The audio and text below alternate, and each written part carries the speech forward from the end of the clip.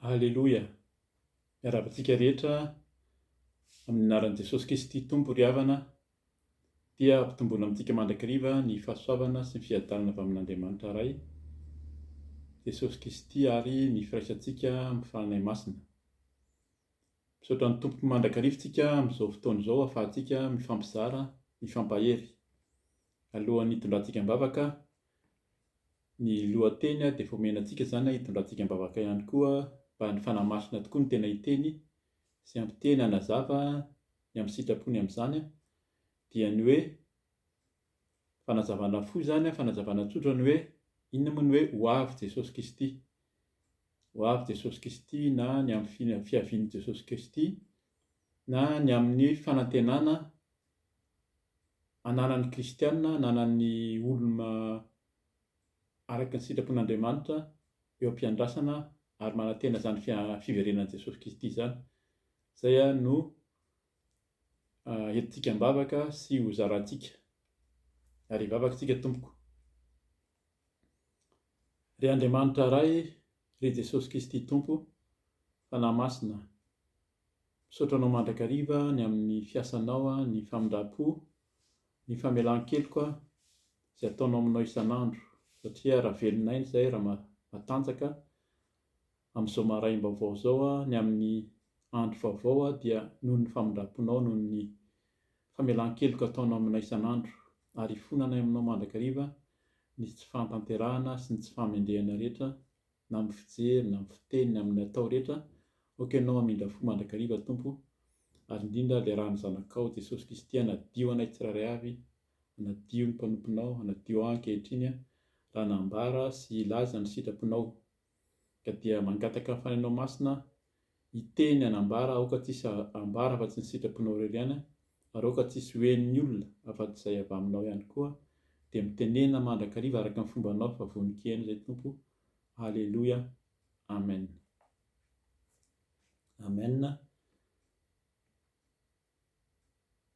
Dia araka izany tokoa ny vavaka ataontsika moa izany sy ny asa atao dia araka ny teny teo amin'ny anaran'i Jesosy Kristy ary ny fanahy masina nangatantsika.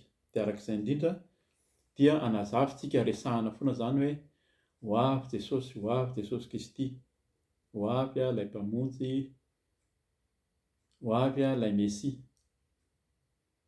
Hiverina moa izany ho antsika kristianina dia hiverina izy, izany no vakiantsika rehefa avy eo ao amin'ny asan'ny apôstôly toko 9.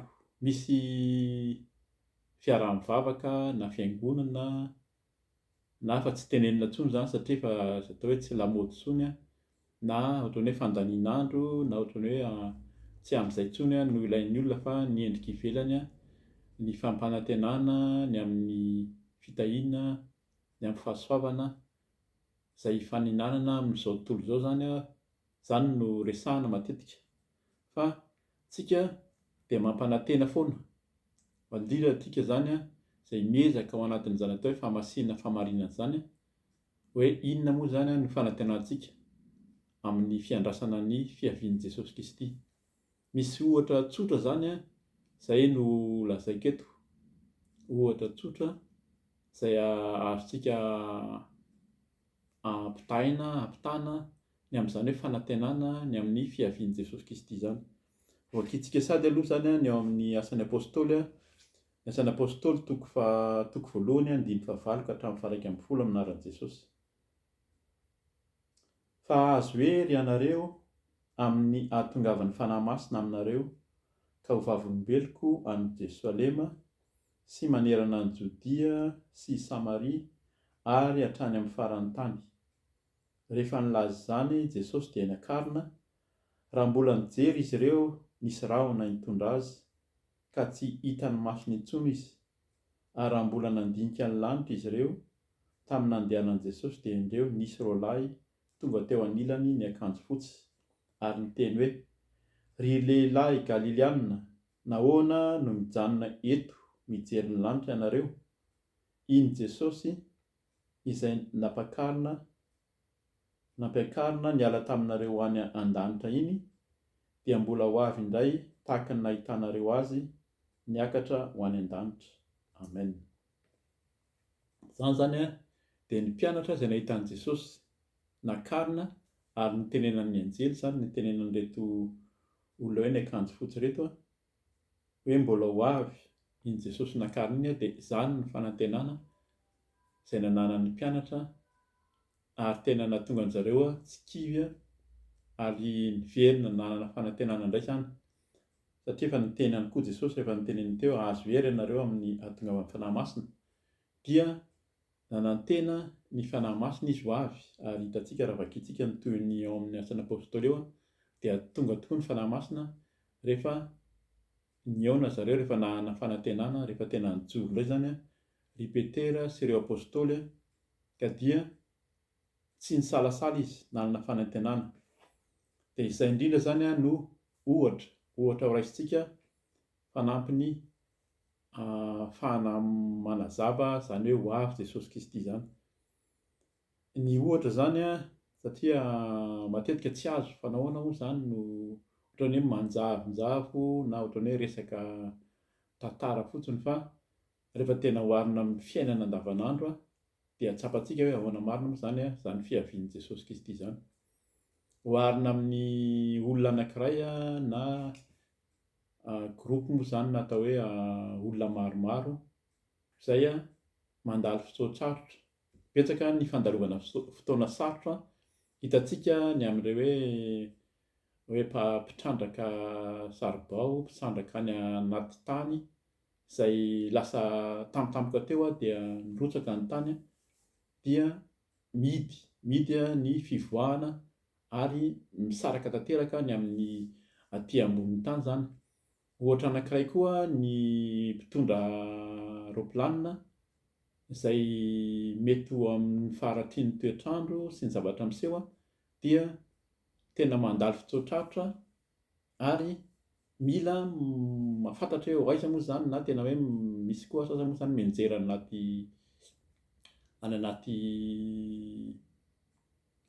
ala, any anaty rano dia mila mahafantatra, mila fantarina zany hoe aiza misy any na hoe mila fantatry ny olona aiza ianao zao.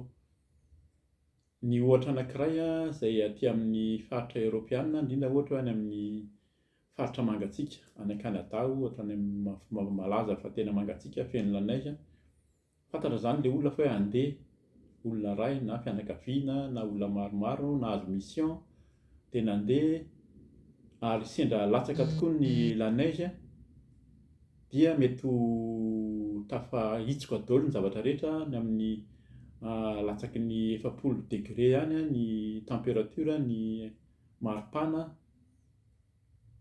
ary rehefa latsaky ny atao hoe -40 zany a dia mety midy daholo ny rehetrarehetra manomboka ho sarotra ny fifandraisana na ny ataoko hoe indrindrandrindra zany eo zany tena tiana ambara eto a matetika reny olona manao mission na ny olona nirahana dia manana radio na ny fiara misy azy zany misy radio misy zavatra azo ifandraisana aminy misy ahafahana manao connexion aminy. Efa hazavaina sady zay a fa rehefa manana an'ilay connexion mety mity izy satria mangatsiaka mety hoe tsy hita intsony izy mavo ny orana na any anaty alabe any sarotra ny fifandraisana nefa miezaka le olona ohatra le fianakaviana na le olona izay very ao anatin'ny fahasaranana mitady hevitra hoe ahoana ny ahafahako ifandray amin'ny olona any ivelany.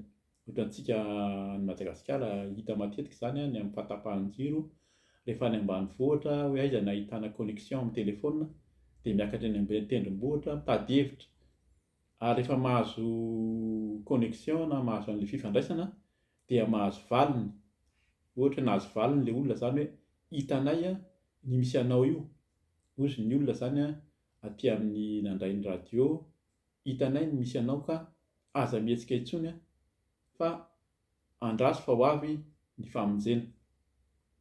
Midika zany a fa manomboka aminay enony a ny fahinonana an'ilay fampanantenana fa ho avy ny famonjena mety ora ray mety andro ray mety herinandro mety andro maromaro fa miova le fanantenana ary mety tonga dia manana fifaliana le olona. Eo zany a no tena tiana ambara eto hoe le ho avy Jesosy Kristy inona ny fanantenan'ny kristianina dia ilay fampanantenana fa na eno a ilay famonjena na eny hoe ilay olona any amin'ny faritra lavitra any hoe ho avy izahay andefa iraka na ho avy mihitsy hamonjy anao amin'ny toerana misy anao fa hitanay misy anao io.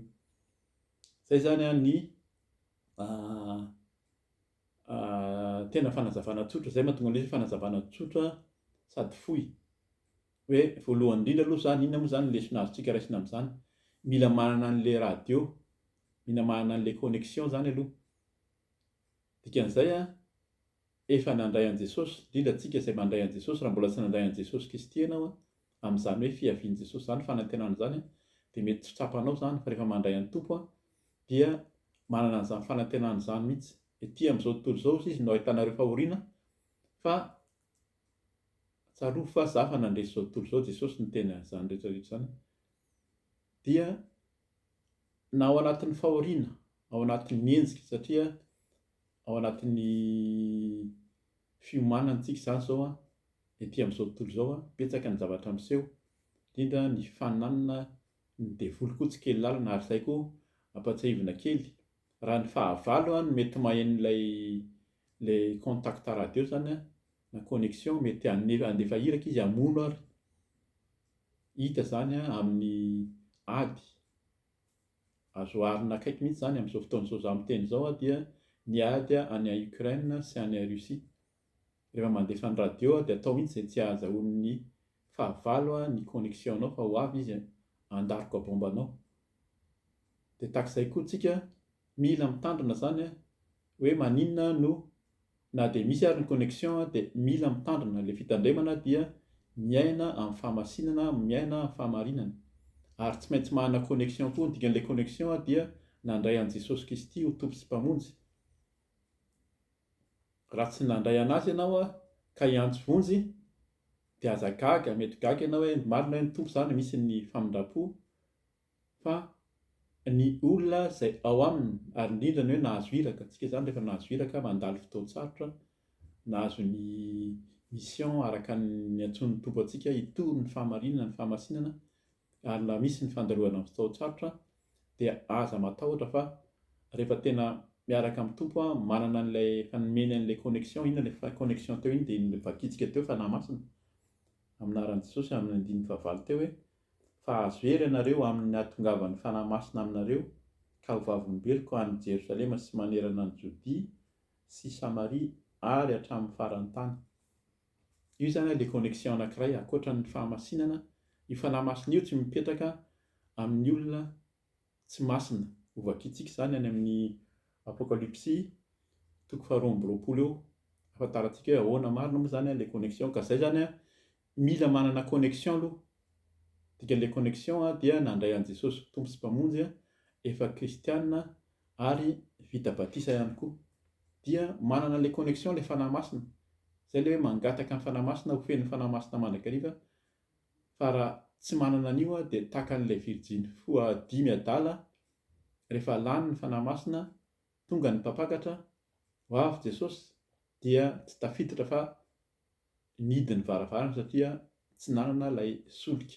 Fitaiza ho sisa zany ny filazantsika ao amin'ny baiboly malagasy. Ho vakitsika sady ny ao amin'ny Apokalypsy zany 12:20. Vakitsika tsikelikely izy dia hoentsika amin'ny anazavantsika ny tenin'Andriamanitra zany. Ny Apokalypsy 1:20 sady zany iresantsika momba ny hoe inona moa no lazaina hoe fa maninona tsy maintsy manana an'ilay connexion, le contact, le fifandraisana akaiky. Dia ao amin'ny Apokalypsy 1:20 eo andininy 7:20 vakina aminaran'i Jesosy hoe ary tsy mba hiditra ao mihitsy izay tsy masina, na izay manao vetaveta, na izay mandainga, fa izay voasoratra ao amin'ny bokin'ny fiainana izay ny zanak'akondro ihany. Fa izay voasoratra ao anatin'ny bokin'ny fiainana izay any zanak'ondro ihany. Zay zany izy le connexion zany na le fifandraisana izay voasoratra ihany ozy izy. Zany efa manana fifandraisana mialoha ianao zany koa. Zay ilay nahazo iraka dia fantatry ny olona ianao tsy tia rahanina, nakaiza izy teo, nakaiza ny toerana nisy azy teo, Na ianao koa zany mety hoe tsy nisy filazana mialoha fa fantatra ianao fa hiraka natsoina hiraka de efa manana an'le fifandraisana. Radio io zany no tiako tenenina am'zao, telefaonina moa zany no tena be da be koa am'zao fotoana zao dia efa miandry ny olona hoe nakaiza ary mora amin'ny olona ny ahita ny toerana misy anao satria efa misy fifandraisana ianao. Ary zay no mampatahotra eto hoe ary tsy mba hiditra ao mihitsy izay tsy masina. Io zany rehefa resahana le fahamasinana dia miteny foana hoe nareo de efa mafy loatra ny filazanareo azy fa zany no tenin'ny Tompo eto hoe ho avy Jesosy hiditra am'le fanjakan'ny lanitra, hiditra any amin'ny lanitra. Zay anie no tena tanjontsika foana kristianina. Fa zany no teniny eto ary tsy mba hiditra ao mihitsy izay tsy masina. Mafy zany teny zany nefa mila zany tsika miezaka amin'izay fahamasinana zay ny fahamasinana efa ampianarina mampirisika antsika mandrakariva mihaino ny vidéo zany ny amin'ny hoe ho avy Jesosy dia ny fahamasinana anatiny, fahamasinana ivelany. Eto moa zany de nosoratan'ny tohizany teo ambany teo izay manao vetaveta, izay mandainga fa izay voasoratra ao anatin'ny bokin'ny fiainana izay an'ny zanak'ondry ihany. Ele hoe misy efa voasoratra any ianao zany efa any amin'le voasoratra mialoha, zay koa mety hoe mety mora le ahafahana mahazo an'le contact, le connexion, fifandraisana rehefa misy ny fahasahiranana, misy ny loza. Tohizantsika ny ao amin'ny andininy faharoa ny Apokalipsy 2:27 zany mivaky toy izao. Raisiko amin'ny andininy fahaenina amin'izay ho hitantsika ihany koa aminaran'i Jesosy hoe ary hoy izy tamiko, matoky sady marina ireten'ireo ny Tompo Andriamanitry ny fanahiny mpaminany no naniraka ny anjeliny aneho amin'ny mpanompony izay zavatra tsy maintsy ho tonga aingana. Zay aloha. Ohatran'ny tamin'ny andron'ny apôstôly zany tamin'ny asan'ny apôstôly taria dia ilay mpanompony Andriamanitra hozy izy no naniraka ny anjeliny aneho amin'ny mpanompony. Nisy olona nanao akanjo fotsy izay niteny hoe iny ilay Jesosy nakarina iny dia mbola hiverina tahaka nahitanareo azy. Zay nahatonga an'le fanantenana ananan'ny mpianatra. 7 ary indro avy aingana aho sambatra izay mitandrina ny tenin'ny faminaniana amin'ity boky ity. Zay zany misy teny faminaniana, ina moa zany le teny maro fampianarana nataon'i Jesosy, anisan'ny tena fampianarana nataon'i Jesosy izay tsara fantarina foana moa zany, betsaka ny ohatra fanoharana parabole amin'ny teny frantsay, azafady fanoharana sotrotrano kely fanoharana nataon'i Jesosy ary indrindra ny fampianarana tena mazava dia nomeny Jesosy tao amin'ny tendrombohitra amin'ny Apokalipsy Matthieu 5 ny amin'ny hoe fahasambarana izay ananan'ny olona manana ny fitondran-tena mendrika sy ny fanantenana zany, tsara vakiana foana eo amin'io Apokalipsy azafady Matthieu 5 sy ny 9. Zay sambatra hozy izay mitandrina ny tenin'ny faminaniana amin'ity boky ity. Zay zany mila mitandrina rehefa ny rahana ihany koa mba ahafahantsika manana an'le fifandraisana aingana sy akaiky zany ahafahantsika manana an'le fanantenana. Tohizantsika ny Apokalipsy tonga dia raisintsika amin'ny andininy faharoa ambin'ny folo ka hatramin'ny fahaefatra ambin'ny folo aminaran'i Jesosy hoe indro avy aingana aho ary entiko miaraka amiko ny valisoa avy amiko. Mbola mitohy foana izy misy zavatra efa homanin'ny Tompo ihany koa amin'ilay fiaviany mba hamaliko ny olona rehetra araka ny asany avy. Eo zany ny hiasa koa raha ny rahana, raha mandeha araka ny hiraka, araka ny sitrapon'Andriamanitra, araka ilay hiraka nataon'ilay tompon'andraikitra ianao ka misy zavatra manjo anao dia faly izy ary aingana izy amin'ny famonjena. Fa raha mandeha tsy araka ny sitrapony ary indrindra raha sendra ny fahavalo araka ny resantsika teo mahazo ny fifandraisana avy aminao dia mety loza ary ny tonga amintsika. Ka zay ny mila tandremantsika fa ny Tompo eto dia miteny mihitsy hoe samy handray mba hamaliko ny olona rehetra araka ny asany avy. Samy handray valisoa ozy izy avy aminy araka ny asany avy zany ny olona. 9 amin'iraran'i Jesosy izao no alfa sy omega, ny voalohany sy ny farany, ny fiandohana sy ny fiafarana. Io ilay Jesosy Kristy io ilay Andriamanitra izay hiverina, izy ihany ilay taloha izay mahatonga anazy hoe hiverina, ary izy ihany ilay farany izay handray antsika. 14. Sambatra izay manasa ny akanjony mba hananany fahefana amin'ny hazonaina sy hidirany amin'ny vavahady ao an-tanàna. Izay zany mila an'ilay fahadiovana izay masina ihany izy ny David teo sambatra. Izay ilay any amin'ny famitinana an'ilay sambatra misy valo ny teny nambaran'i Jesosy ny amin'ny fahasambarana. Sambatra malemy am-panahy, sambatra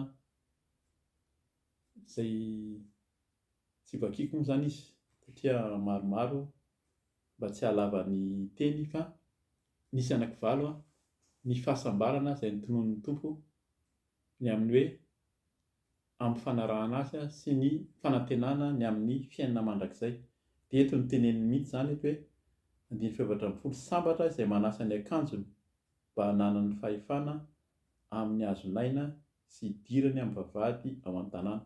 Famehezana an'ilay sambatra valo izay ao amin'ny Matteo 5 zany mila mamaky zany tsika, ahafantarantsika hoe inona moa zany ilay fahasambarana izay nitonona tamin'izany. Fa eto dia ny manasa ny akanjony, mandeha araka ny fahamasinana, mandeha araka ny fahamarinan'Andriamanitra, madio dia ary madio amin'ny ran'i Jesosy zany dia ahazo ilay hazonaina ny fiainana mandrakizay zany teneniny zany. Vakiako sady ny 14. Eto moa zany dinganiko 14 efa vakiana matetika izy ity, fa vakiako ihany angambany pahatsiahivana antsika fa inona ilay tsy tafiditra fa any ivelany ny alika hozy izy. Efa nisy fanazavana an'izay tamin'ny faran'ny vidéo teo averin'ny Tompo hoe ity teny ity tatoato fa tiany hamafisina mihitsy.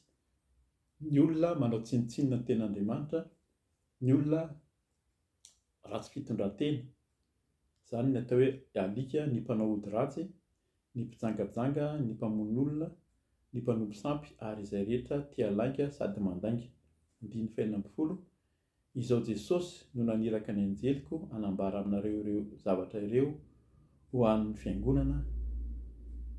Izao no solofo sy taranaki Davida, ny kintana mirapiratra fitarik'andro. Azafady. Eto zany dia mamerina kely amin'ilay teny teo. Inona ny teneniny 19. Izao Jesosy no naniraka ny anjeliko hanambara aminareo ireo zavatra ireo ho an'ny fiangonana. Jesosy no naniraka ny anjeliny ny teny. Rehefa niakatra izy dia naniraka ny anjeliny izy ny akanjo fotsy hoe tahaka ny nahitanao azy niakatra teo iny no hiverenany. Zany ilay fanantenantsika amin'ny atao hoe fiverenan'i Jesosy Kristy.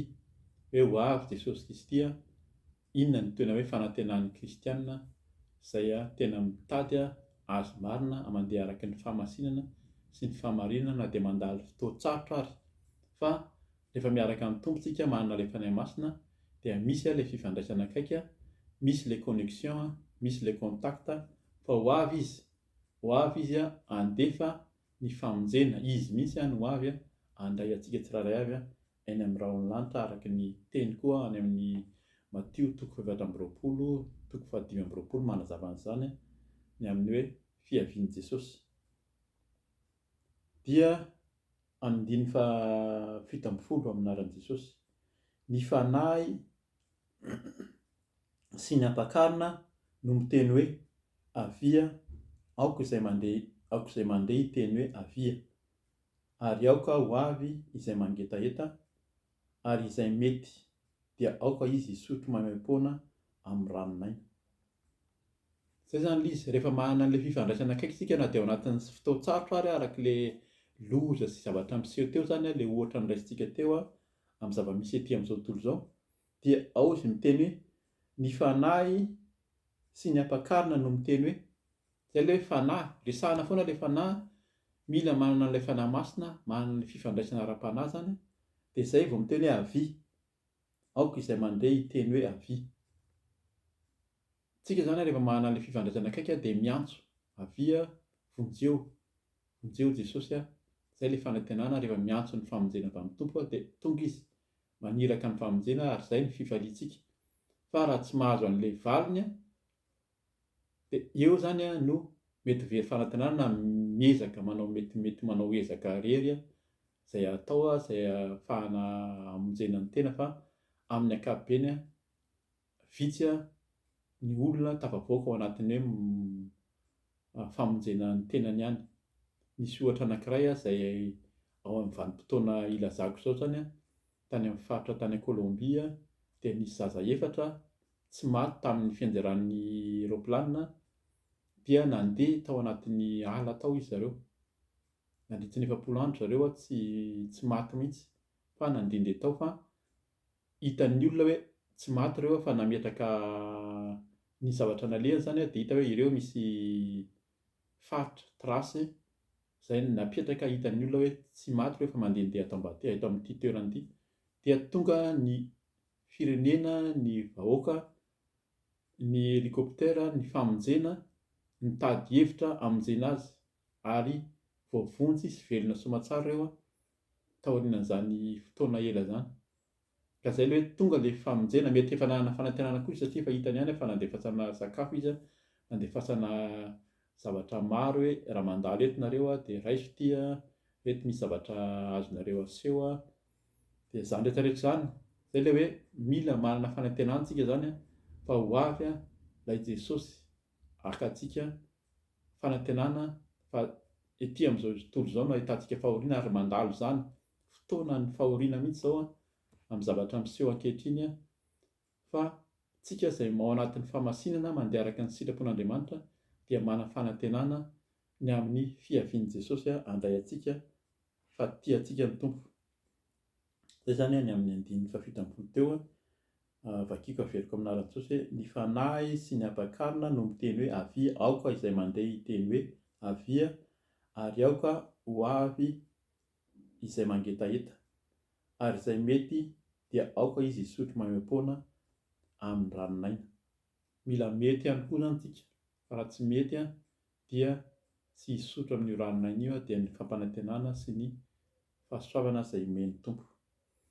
Amara-paranantsika sady dia ny teny ato amin'ny famaranana amin'ny apokalipsy mihitsy no raisintsika zany toko 12:20, ny andininy 20 sy 120 mivaky toy izao aminaran'i Jesosy hoe: hoy izay manambara ireo zavatra ireo, eny avy aingana aho, amen, avia Jesosy Tompo, ho amin'ny olona masina rehetra ny fahasoavan'i Jesosy Kristy Tompo, amen. Izany ny teny eto amin'ny apokalipsy, ho an'ny olona masina rehetra maninona no napetrany amin'izany, fa tsy hoe ho amin'ny olona rehetra ho an'ny olona rehetra ety ambonin'ny tany fa eto dia namafisy mihitsy hoe ho an'ny olona masina rehetra ny fahasoavan'i Jesosy Kristy Tompo, amen. Izay no amporisihana antsika hijanona amin'ny fahamasinana, hitady ny fahamasinana ivelany sy anatiny. Teny mandrakariva zany hoe betsaka ny fijono vavolombelona, betsaka ny fampianarana ny amin'ny hoe inona marina moa zany hoe fahamasinana anatiny sy ivelany zany ahafahantsika handray sy hanana an'izany fanantenana ny fiavian'i Jesosy zany. Hoy izay manambara ireo zavatra ireo aminaran'i Jesosy, andininy 20, eny avy aingana aho, amen, avia Jesosy Tompo, amen. Dia izay ny fanazavana fohy na tsotra ahafahantsika mety mahafantatra koa ny hoe ahoana moa ny ilazana hoe resahana foana hoe ho avy Jesosy Kristy, ho avy Jesosy Kristy, fa ny Tompo no hanome antsika fanantenana sy hanazava ny saintsika ny amin'izany. Betsaka ny fitondra vavolombelona, betsaka ny fanazavana hafa zany, fa fohy sady tsotra no hanazavana antsika azy amin'izay teny izay mba hananantsika fanantenana sy hahafantarantsika fa ho avy tokoa Jesosy araka ny efa nambarany. Voninahitra ho an'Andriamanitra irery ihany ka dia manao velomanao aminaran'i Jesosy Kristy Tompo. Raha mbola tsy tonga ny Tompo dia mbola ho avy etontsika ifampiresaka sy fanazavana araka ny tenin'ny Tompo sy araka ny tian'ny fanahy masina ambara amintsika. Aminaran'i Jesosy Kristy manao velomanao, amen.